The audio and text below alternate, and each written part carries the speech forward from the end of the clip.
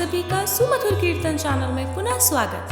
आप सभी को चैत्र मास के कृष्ण पक्ष की एकादशी पापमोचनी एकादशी की बहुत ढेर सारी शुभकामनाएं एवं बधाई। एकादशी के दिन एकादशी की कथा श्रवण करने का बहुत ही अधिक फल बताया गया है, तो आज इस वीडियो में हम श्रवण करेंगे चैत्र मास के कृष्ण पक्ष की एकादशी पापमोचनी एकादशी महात्म्य व्रत कथा। तो आइए भावपूर्ण हृदय से श्रवण करते हैं आज एकादशी की व्रत कथा।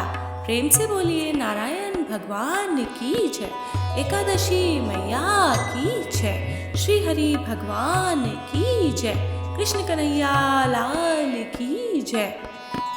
धर्मराज युधिष्ठिर बोले, हे भगवान, अब आप चैत्र मास के कृष्ण पक्ष की एकादशी के बारे में बतलाइए। इस एकादशी का नाम क्या है, इसमें कौन से देवता की पूजा की जाती है तथा विधि क्या है, सो सब विस्तार पूर्वक कहिए। श्री कृष्ण भगवान बोले, हे राजन, एक समय मानधाता ने लोमश ऋषि से पूछा था कि हे मुनि, चैत्र मास के शुक्ल पक्ष की एकादशी का क्या नाम है तथा इसकी विधि क्या है, सो सब पूरी तरह से कहिए।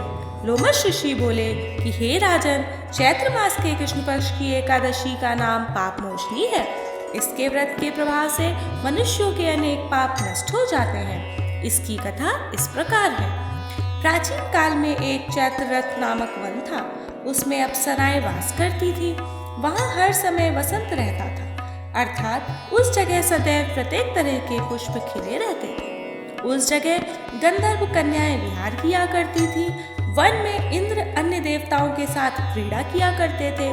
उस वन में एक मेधावी नामक मुनि तपस्या करते थे। वे शिव भक्त थे। एक दिन मंजुघोषा नामक एक अप्सरा उनको मोहित करने के लिए सितार बजाकर मधुर स्वर में गाने लगी। उस समय शिव के शत्रु कामदेव भी शिव भक्त मेधावी मुनि को जीतने के लिए तैयार हुए। कामदेव ने उस सुंदर अप्सरा के भ्रू का धनुष बनाया, कटाक्ष को उसकी प्रत्यंछा डोरी बनाई, उसके नेत्रों को उस मंजुघोषा अप्सरा का सेनापति बनाया। इस तरह कामदेव अपने शत्रु भक्त को जीतने को तैयार हुए। उस समय मेधावी मुनि भी युवा तथा हष्टपुष्ट थे। उन्होंने यज्ञोपवीत तथा दंड धारण कर रखा था। वे दूसरे कामदेव के समान प्रतीत होते थे। उस मुनि को देखकर कामदेव के वश में हुई मंजुघोषा ने धीरे धीरे मधुर वाणी से वीणा पर गाना शुरू किया, तो मेधावी मुनि भी मंजुघोषा के मधुर गाने तथा उसके सौंदर्य पर मोहित हो गए। वह अप्सरा उन मुनि को कामदेव से पीड़ित जानकर उनसे आलिंगन करने लगी। वह मुनि उसके सौंदर्य पर मोहित होकर शिव रहस्य को भूल गए और काम वशीभूत होकर उसके साथ रमण करने लगे।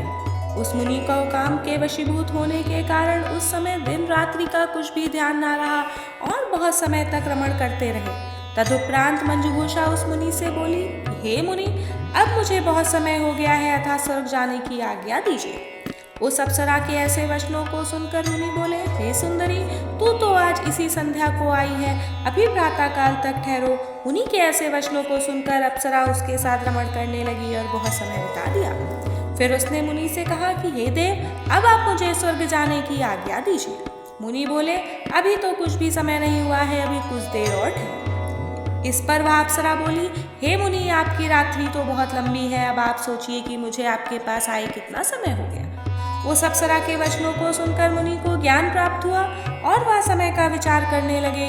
जब रमण करने से उसका प्रमाण 57 साल 7 माह और 3 दिन ज्ञात हुआ, तो वह उस अप्सरा को काल का रूप समझने लगे।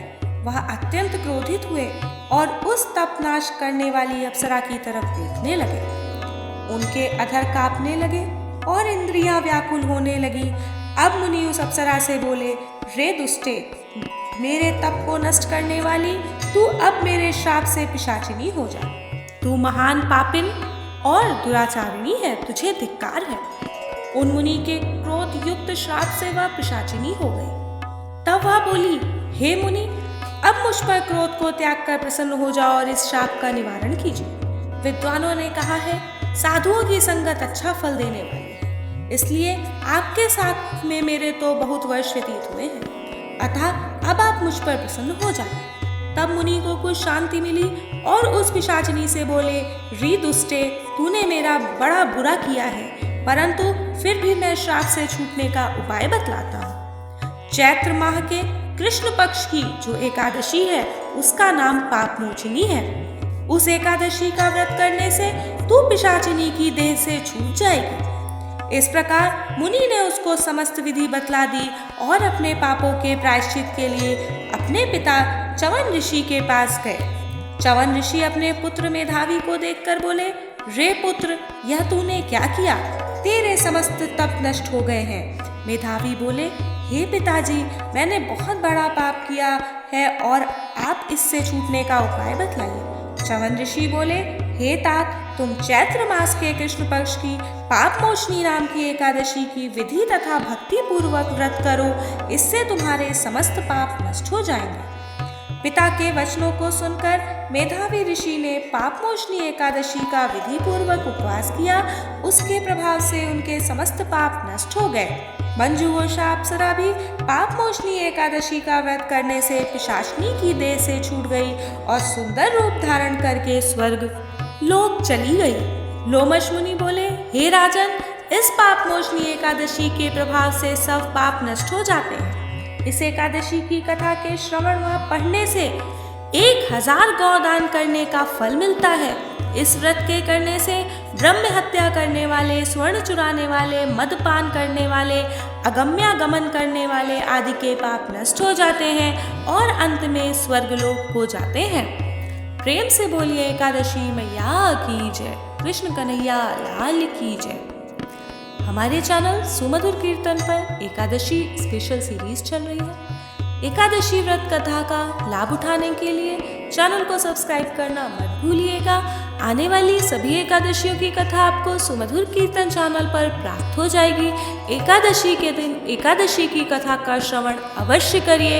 एकादशी के दिन एकादशी की कथा के श्रवण का और पढ़ने का 1000 गौदान करने का फल मिलता है। इस कथा को आप भी सुनिए, अपने इष्ट मित्रों और परिवार वालों को भी शेयर करिए। मिलते हैं अगले वीडियो में एक अच्छे से भजन के साथ या एकादशी की कथा के साथ। और हाँ, नवरात्रे आने वाले हैं। आप सभी को नवरात्रि की ढेर सारी शुभकामनाएं। माता रानी के अच्छे अच्छे भजनों का आनंद लेने के लिए हमारे चैनल सुमधुर कीर्तन को सब्सक्राइब करना मत भूलिएगा। आप सभी को जय माता दी। अपना स्नेह और आशीर्वाद बनाए रखिए। थैंक्स फॉर वॉचिंग सुमधुर कीर्तन।